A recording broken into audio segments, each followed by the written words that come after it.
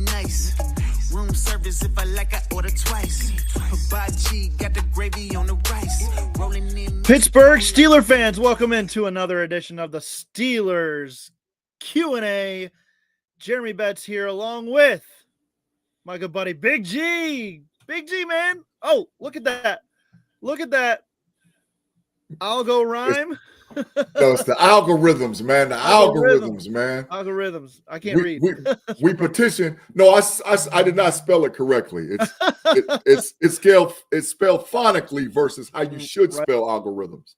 I said rhymes though. That's just me. Yeah, it's spelled phonically. Letters silent. Mm-hmm. How you doing though, man? Welcome onto the show.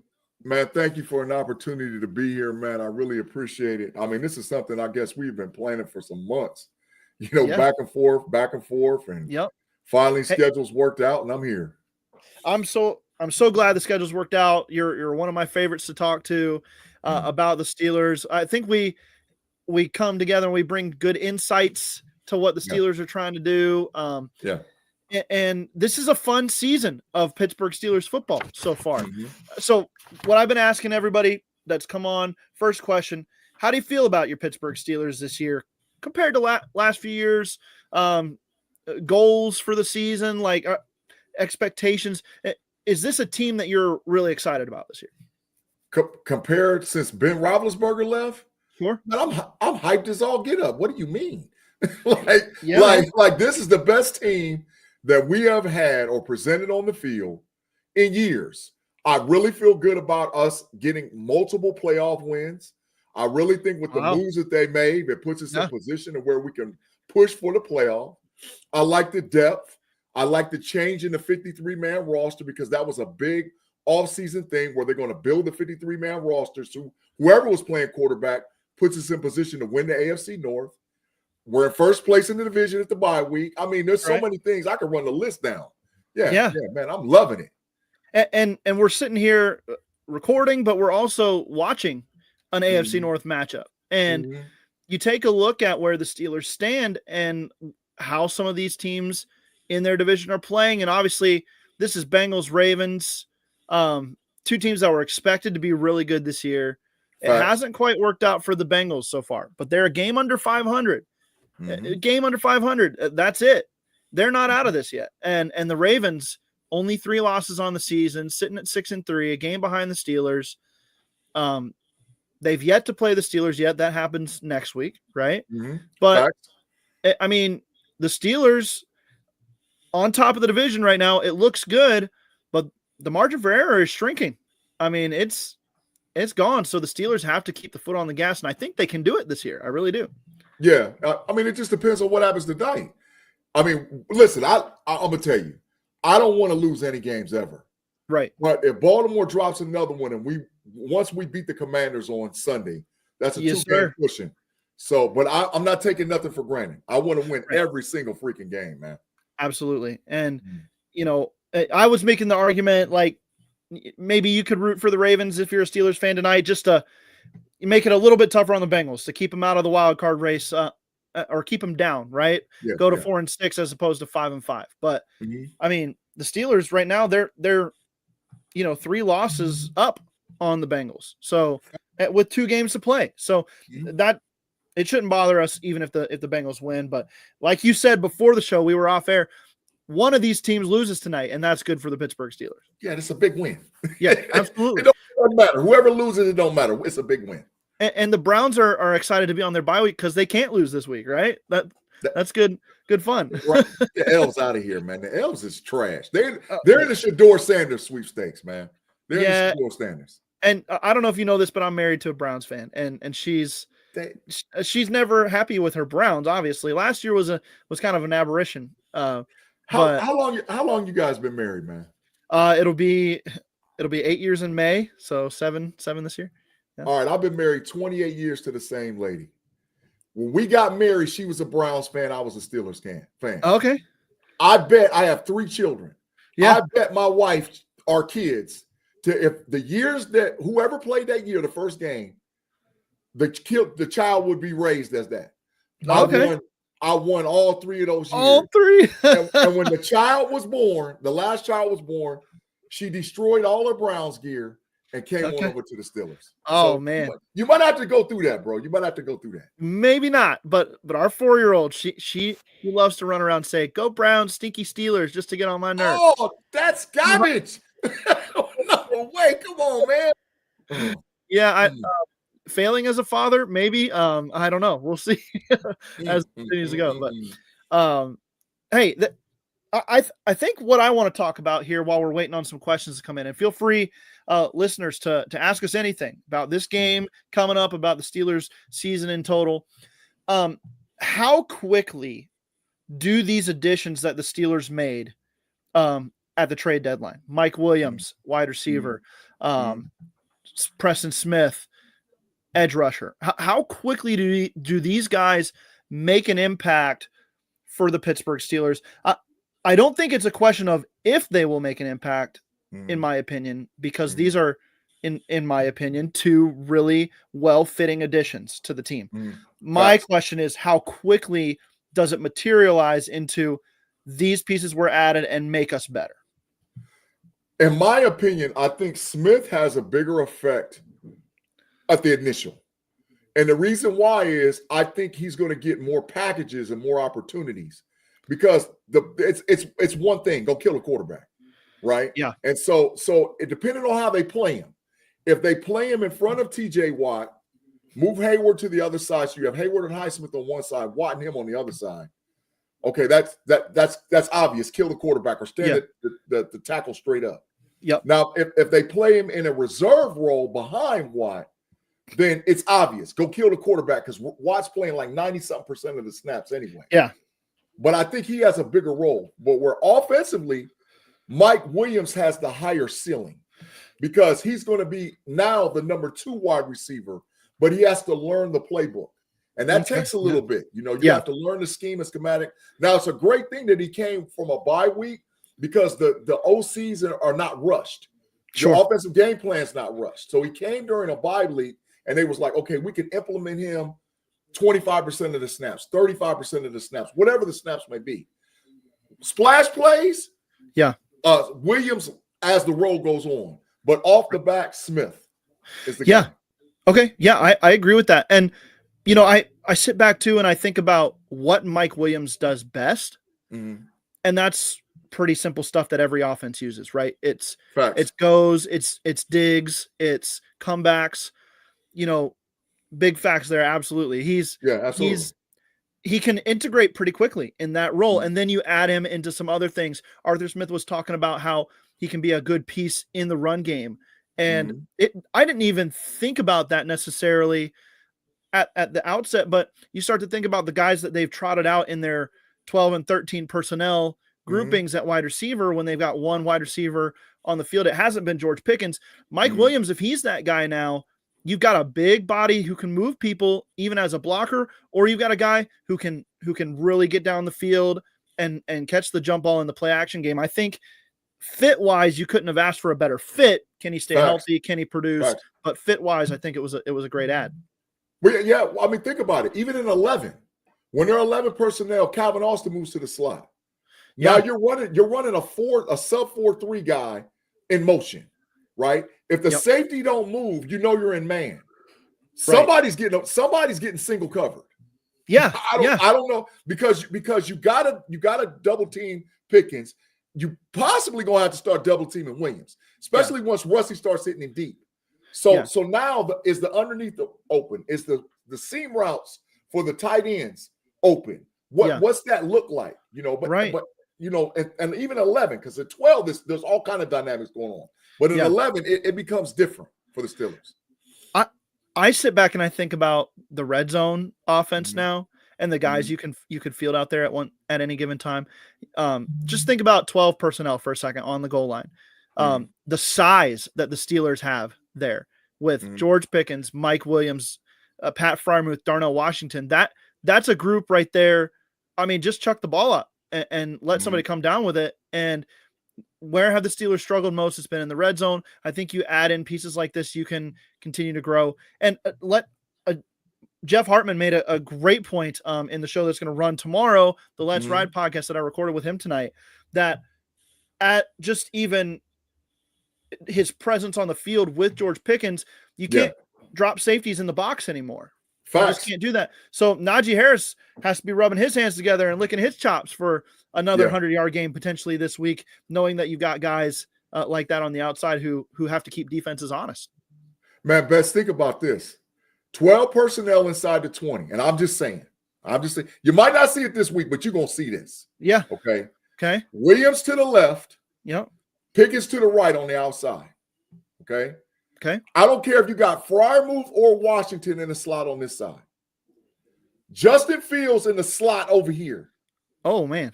Wilson at quarterback. Okay. And Cordell Patterson standing right next to Wilson. And you put Justin in motion. Oh, man. How do you defend what are you going to do? Because you can motion him standing right next to Patterson. So now Wilson's standing in the middle, and he can go either way with an RPO. You can motion him and hand the ball off to him. You can actually have him run a decoy route because they don't know if they'll throw the ball to him or whatever. So you can have him run a decoy route out or in. So now you got singled up on this side, one-on-one. And then the other side, if they dare to flex the coverage this way, you got Washington and freaking Williams standing over there. Towering over everybody. It's about to get ugly.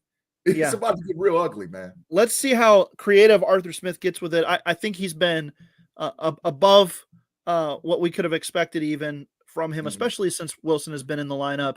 It's just been a different feel to the offense. Let's go ahead and take our break here a little early so we can get to some questions and keep the conversation rolling. If you're listening live, we're not going anywhere, but if you are checking us out on audio, stay tuned because we will be right back after this. All right, welcome back to the Steelers Q&A on this Thursday night. The Steel Curtain Network has you covered for all things Pittsburgh Steelers, the Fans First Sports Network, all things NFL. We're watching some AFC North ball right now on Thursday Night Football. We're podcasting live on YouTube. If you're listening on audio and you want to watch us live, see our beautiful faces, see our expressions as we talk, check that out. Every Thursday night, this podcast comes to you at 8:30 p.m. And Big G, we're talking some Steelers, and we're talking about our feelings about this team, the additions that they made. And, we talked a lot about Mike Williams. I think you're absolutely right from the first half. Preston Smith can have a role on early downs, get after the quarterback, stop the run, and as he integrates more into his role in the defense, could be really helpful to keep TJ Watt from having to play 95% of the snaps. So I really agree with that. Let's get to a listener question here from Afton Forred. Which game are you most excited for the second half of the season? Steelers game specifically. Do you have one, Big G, that just kind of stands out to you right off the bat? Absolutely, I do. Okay. I'm telling you right now, we done circled the wagons for Christmas Day against the Kansas City Chiefs, bro. How can it be anything else, man? That's the one right there. Well, I'm telling you right now. I'm a film studier. I watch film.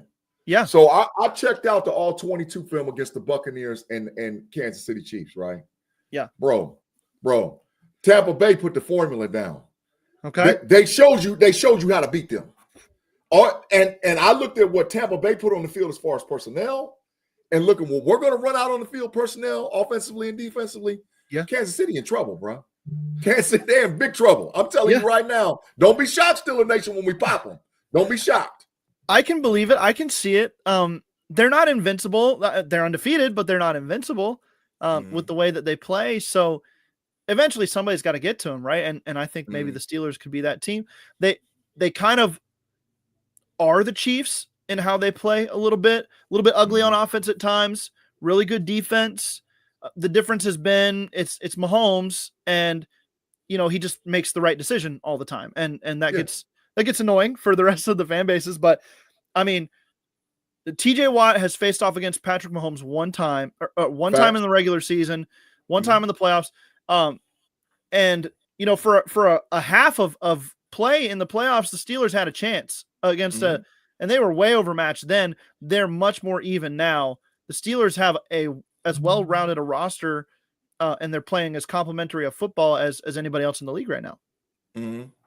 Absolutely. So, I do agree, bro. I do agree. But what my homeboy only works when he's got 1,000. Listen, he scrambles more than any quarterback in the NFL. Yeah. He's off topic, off schedule. That's what he does. You're not going to scramble when past 1,002. Watt, Smith, Highsmith, or Hayward is going to have you there, bro. Yeah. They're going to have you there. Trust me. So, yeah, I ain't worried about him. Yeah. Did you see the stat where the Steelers have allowed one scramble for 15 yards all season? Absolutely. I seen it. That was big facts. In 2024, that is an incredible stat for a defense. Mm-hmm. And you can look at some of the quarterbacks they've played. Justin Herbert, I know he was hurt for part of that game, but he's a scrambler at times. He's a mover. Daniel Jones.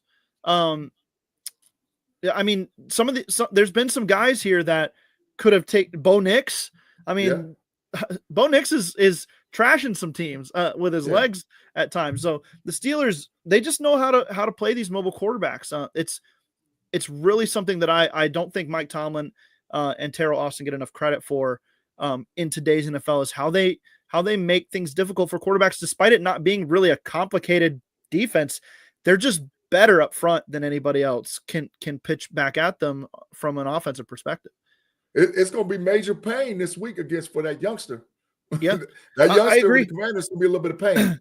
I agree. Of pain this week. You know, this is actually funny because both of these teams are the toughest matchup that either team has faced going into this week. But I think that plays a little bit more to the Steelers' favor because Jaden Daniels, for as good as he is, this Steelers defense is different. It's different. And that offensive line has been playing above what you would expect of them there in Washington, but they haven't seen a TJ Watt. Heck, they haven't even seen an Alex Highsmith yet, let alone both of them on the same field at the same time. Facts. That's tough. With Herbig now healthy. Yep. So nobody's getting tired. And Preston Smith added into this. Nobody's getting tired. Nobody's getting tired. Nobody. And guess what else? I've been telling this. I've been trying to tell all Steelers fans. I've been on a lot of podcasts, been on a lot of streets. Yeah. I've been trying to tell them, you're going to see more press man out the Steelers with zone big blitz packages than you've seen in years. I'm telling you right now in the back, because we play high quality quarterbacks. Right. You can't let a quarterback stand there and beat you. You got to go get him. You got to go get, and that's what they're going to do. They're going to go get him. They're going to go get them dudes. They have the horses to do it at linebacker now. Yeah. And you know, there were hints too from Terrell Austin, from Mike Tomlin, that maybe they haven't shown their entire hand on defense yet. Maybe they've been saving some things for the second half of the season. So look at the quality of quarterbacks we play in the second half. You know? It's a different ball game for sure. So we're on the topic of Commanders Steelers. We got a question from David Hurray. What's up, Dave? Hey, Dave, how you doing, man? This might be my first time seeing Dave in a chat. So, David, thanks for tuning in, man. What do the Steelers need to do to win on Sunday? We've talked a little bit about the matchup, I guess, but what does a win, what does a W, a 7-2 start to the season look like in this game for the Pittsburgh Steelers? Man press on defense. Make Daniels make mistakes because he's a rookie. Yeah. Even though he's playing out of his mind. I looked at their playbook too. He doesn't run a lot of complicated schemes.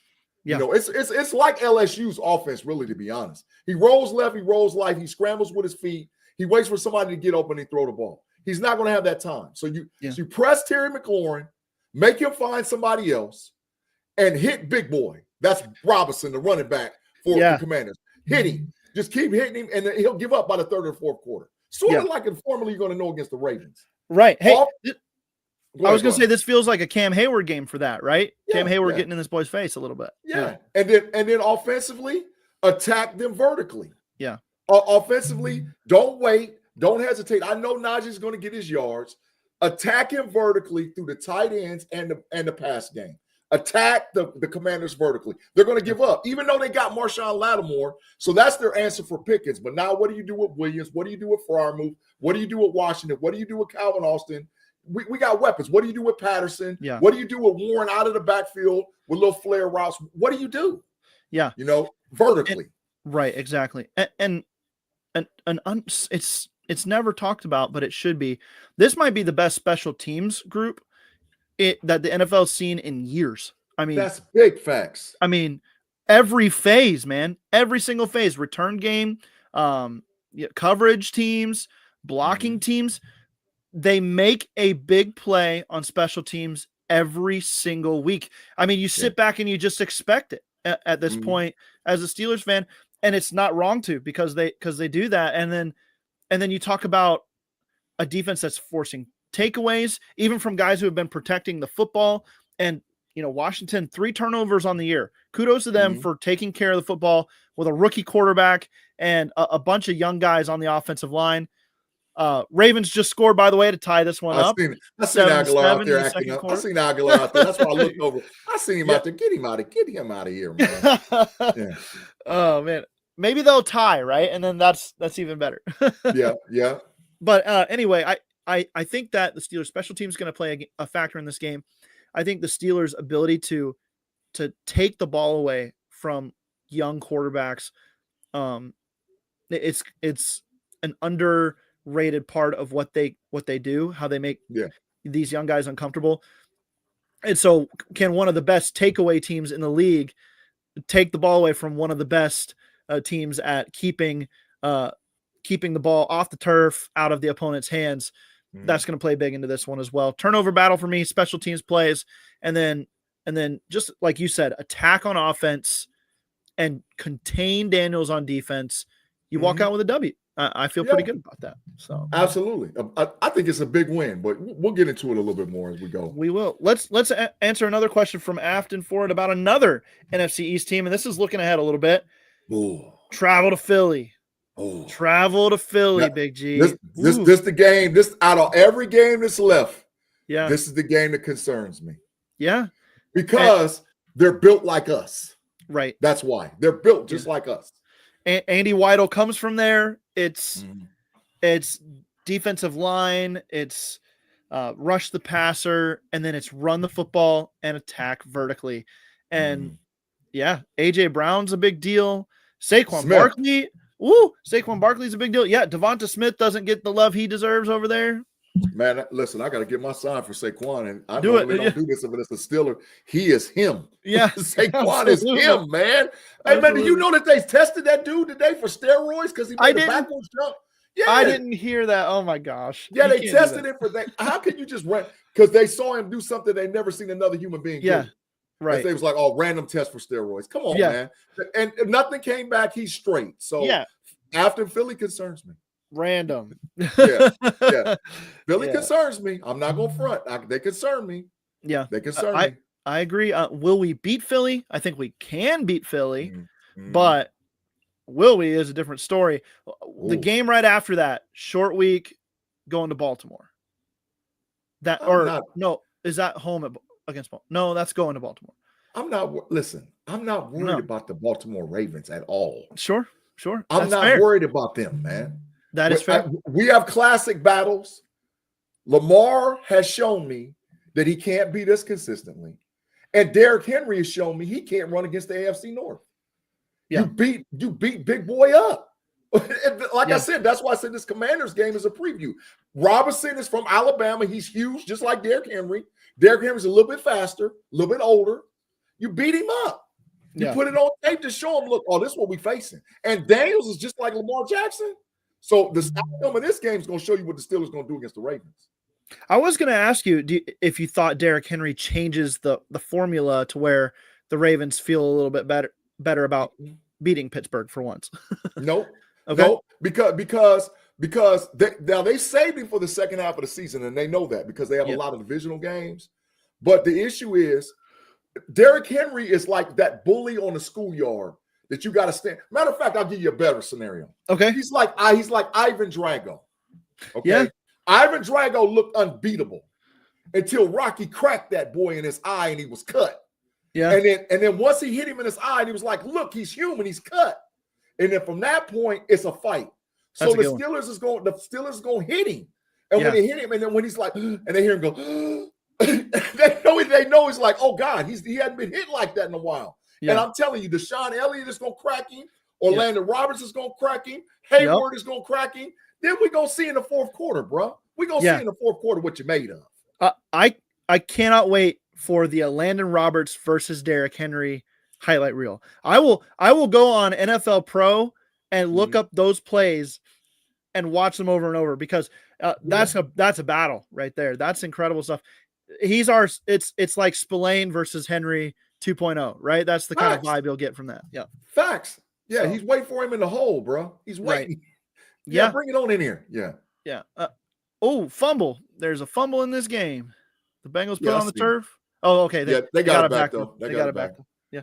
Is it I raining? That's Khalil Herbert. Yeah, it's misty and raining, but that's Khalil Herbert. He just got there from Chicago. Right. I expect him to put it on the ground. Yeah. Well, this is such an interesting season too, because it does feel like the AFC is more wide open than it has been the last few years. And you feel like if the Steelers can, I don't know, what do you say over the back half of the season? 5 wins, good enough for the division. 6 wins, good enough for the division here. If the Steelers win that many more. Well, we're going 5-1 in the division. Okay.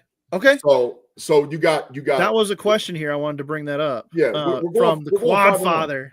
Yeah, Quad Father asked, "What's up, Quad? What's our division record going to be this year?" I say 4-2. What do you think?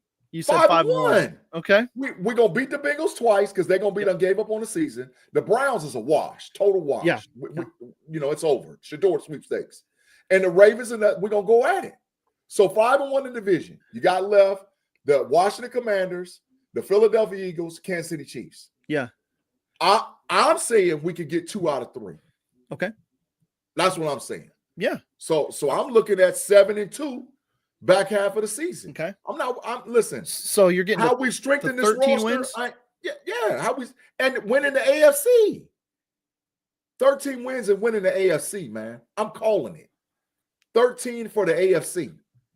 13 for the AFC. Because one of those wins is against the Chiefs. You were saying. Okay. 13 for the. Listen, man, the Steelers, if y'all don't understand, some people might are new to the Steelers, but the Steelers don't make trades the way they make trades on trade day. That doesn't happen, right? So that let me know, that sent a signal. That's saying that we're all in on this one. Yeah. For this season, we're all in. Now the main thing is we just got to get healthy. We have to get healthy, and thank goodness we had our injuries early. So now we know what we're working with. And we're getting a bunch of guys off of injury. We're getting Sutton back off of suspension. Yeah. Dog, we all in. Let's go get it. Let's go get that chip. Let's go get it. Yeah. Let's do it. And we got an offense for the first time in several years. It's within reach. You can feel it. We got to just keep winning. Just keep winning. Just keep playing the ball, and keep winning. And I'm excited for that. So let's see. Quadfather's got a great comment here that I wanted to bring up is I think we'll be successful this week if we play Daniels defensively the same way we play Lamar. You got it. That's a good formula, right? Yeah. Yeah. You what you do is you corral him. Some I've listened to some experts saying you got to put a spot. No, you don't. You corral him. Sure. You make him feel uncomfortable. Rookie quarterbacks don't like playing in a pocket. They want to improvise, right? And and Cliff Kingsbury is a master teacher of improvisation. That's what you do.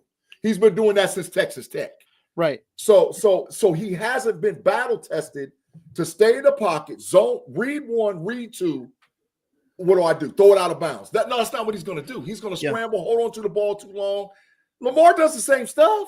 Yeah. So yeah, we got something for him, bro. We got something for him. So if you had to pick a score for this week, what are you going with? 28-14. Okay.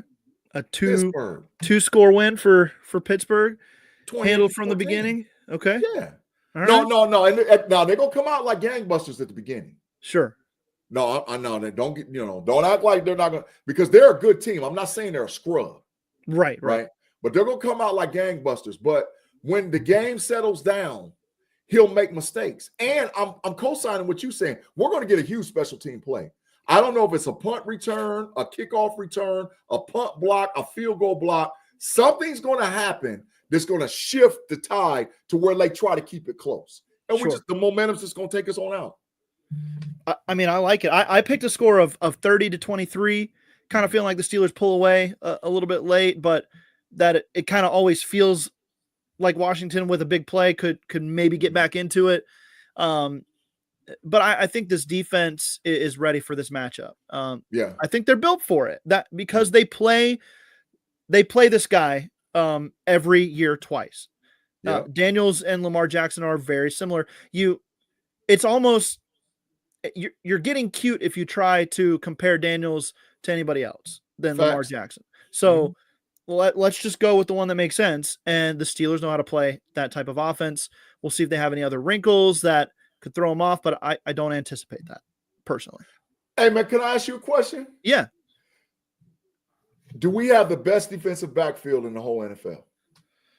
Defensive backfield, the secondary? Deshaun Elliott, KZ. I'm gonna name them off. Elliott, KZ, JPJ, Minka, Jackson, Corey Trice, Terrell Edmonds, Beanie Bishop, Cam Sutton. I definitely say it's one of the deepest. Okay. I don't know if, man, I don't know.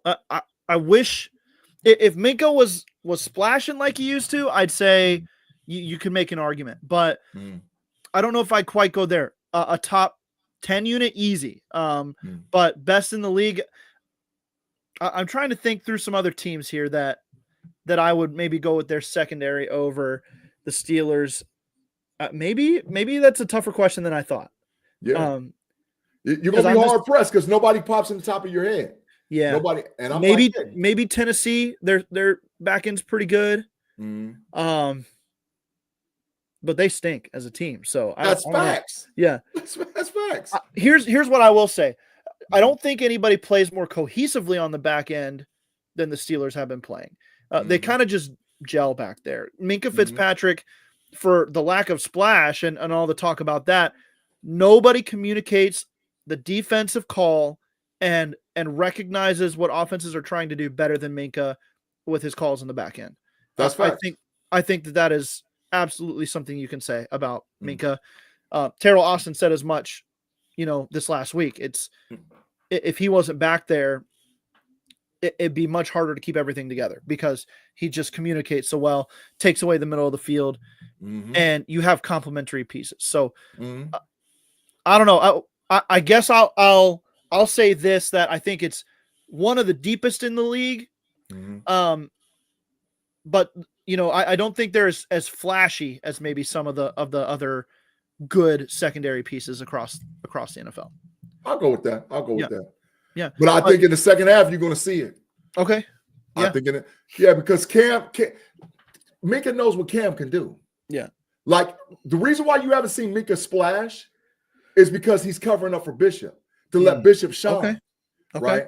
So he has a Bishop has shine. Heck, he won Rookie of the Month. Defensive Rookie of the Month. So he's shine. Well deserved too. Well deserved. Absolutely. But now he's looking at, that's my dog out there. Yeah. I know what he's going to do. Okay. So I'm going to go get this quarterback. I'm going to go get him. I'm going to jump a route that I hadn't jumped in a long time because I ain't got to worry about if Bishop's in the right position. I know where Cam's going to be at. So that changes everything, man. Yeah. It pushes the aggression from the defensive backfield, which in turn pushes the aggression of the defensive play calling. I like it. And the other thing that this secondary does very well is they take advantage when the front seven wreaks havoc. Facts. They take the ball away. They're opportunistic. They swat passes. They play tight coverage when the quarterback has to get rid of it quickly. There's not a lot of places for quarterbacks to look that aren't a danger zone when the Steelers pass rush is getting after the quarterback on the back end. So that's big facts. All right, let's do one more question here. David Hooray again. Will the Steelers re-sign Najee? We just saw Chuba Hubbard get a deal in Carolina, but that's Carolina. What are they doing? Who do they even know what they're doing? They're garbage. Yeah, they're garbage. Get them out of here. Right. Keep pounding, more like show up sometime. Yeah, they trash. But no fifth-year option for Najee. Came as a shock to a lot. I don't know if it was something that you had expected maybe or thought they should do. What about now? What do you do with Najee if he continues to play like he has been through the first half of the season. Man, I've been saying for a minute, put some respect on Najee's name. Yeah. So, and pay that man.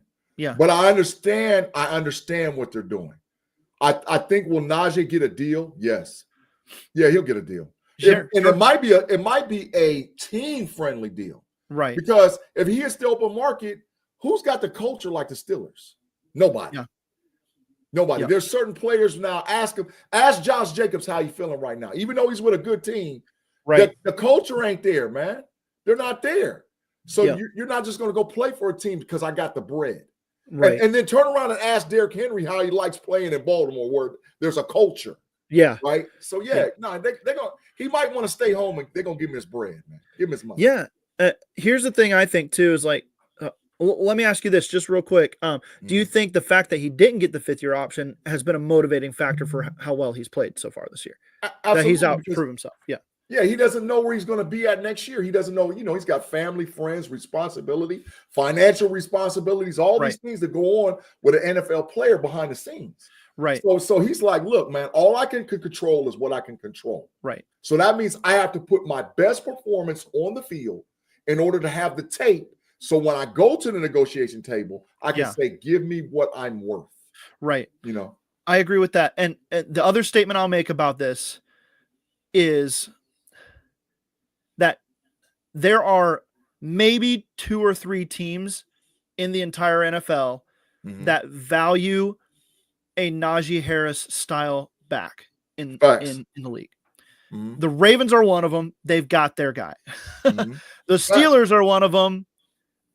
I don't see too many other teams lining up for a power back anymore. They want these scat backs, these pass catchers out of the backfield.